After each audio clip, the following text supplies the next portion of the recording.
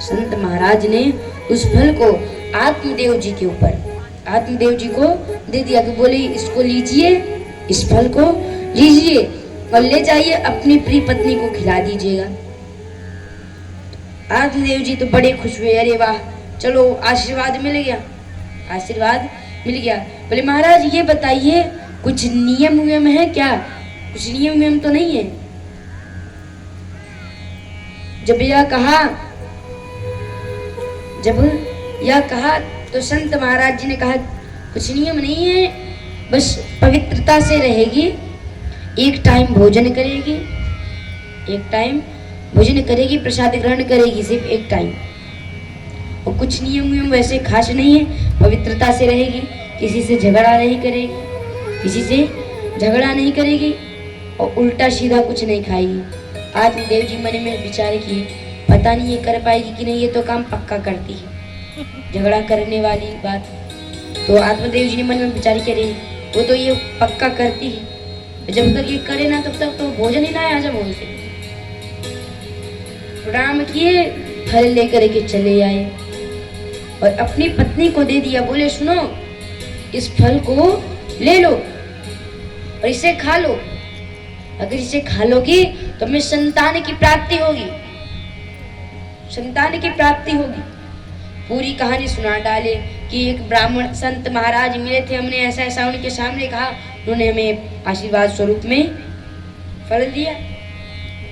उसने मन में विचार करे राम राम, न जाने कौन होगा, क्या मंत्र पढ़ा होगा, कौन मुझ पे जादू टोना करना चाहता होगा।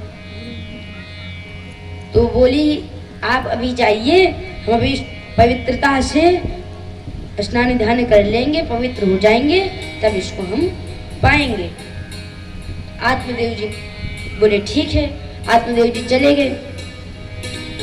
अब देखिए धुंधली उस फल को लेकर के बैठी, सोच रही है खाऊं कि ना खाऊं, खाऊं कि ना खाऊं, मैं इस फल को खाऊं कि ना खाऊं। आत्मदेव जी जाकर के पड़ोस में बताने लगे सारी बात। तो उनके मित्र भी बोले कि चलो भैया बधाई हो, चलो किसी प्रकार से तो संतान की प्राप्ति होगी। उनकी जो पत्नी जी थी तो वो आई, बोली अरे बहन मैं क्या सुन रही हूँ, तुझे आशीर्वाद मिला है। अरे ऐसे आशीर्वाद किसी को नहीं मिलता, ऐसे आशीर्वाद किसी को नहीं मिलता। ओ भाग्य तुम्हारे कि संत के आशीर्वाद तुमको मिल गए। तो बोली अरे बहन मैं क्या बताऊं, मैं बड़ी घन चक्कर में पड़ गई हूँ, मैं बड़ी घन चक्कर में पड़ गई हूँ, मैं इस फल को खाऊं कि ना खाऊं, मैं ही सोच रही हूँ कब से। तो पड़ोसन ने कहा देखो बहन खा लो, अच्छी बात है, संतान की प्राप्ति हो जाएगी। कहाँ तेरे पति चारों तरफ गाते फिर रहे हैं, खा ले संतान की प्राप्ति हो जाएगी। और बड़ी मुश्किल से साधु का आशीर्वाद मिला है, संत का आशीर्वाद मिला है। वो बोल रही अरे बहन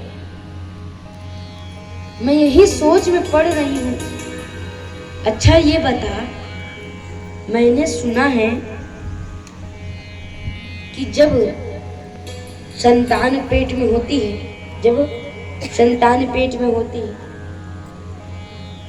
तो औरतें भाग नहीं पाती हैं, औरतें ज्यादा तेज से भाग नहीं पाती हैं। तो पड़ोसनी कहती है अरे तुझे कौन सा मैराथन दौड़ना है। तो बोले अरे मान लो मैं घर में आराम कर रही हूँ, मान लो मैं घर में आराम कर रही हूँ।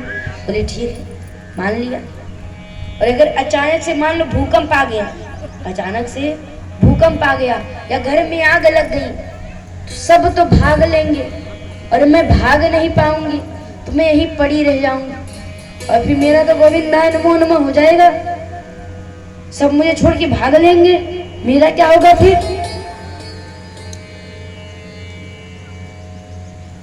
तो कहती है अच्छा वो सब छोड़ो, ये बताओ अगर मान लो मैंने फल खा लिया,